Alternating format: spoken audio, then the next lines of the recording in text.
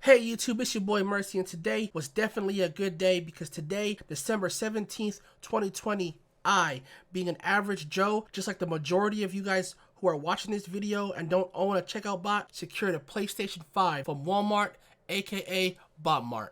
But here's the thing, this isn't my first W from Walmart, this is actually my second win. First time I was able to snag one for myself was on November 25th. Now this time I was fortunate enough to snag one for a family member that was struggling since launch. But enough about that, here's my process and how I secured the bag. The first thing I do is I always make sure I'm ready to go. That means I'm signed in on Walmart, have my billing address already saved, and I'm on Walmart's PlayStation 5 page waiting for the drop. Now, the next thing I do is I open another tab on my browser. In that tab, I search for CAPTCHA demo online. What this does is basically tells Walmart that I am not a robot, and when the time comes, it lets me skip the whole CAPTCHA process and takes me straight to the add to cart. Now, do not try this on PlayStation Direct. I tried this with them thinking I was slick, but I just kept getting an error and the website wouldn't even load for me, so I'm pretty sure PlayStation caught on. Now, once you're there, you don't have to add your name, no nothing. All you have to do is just click the box that says you're not a robot and hit submit. And that's it, that's all I do. And now I just go back to Walmart and leave this tab open and just wait for PS5 to drop.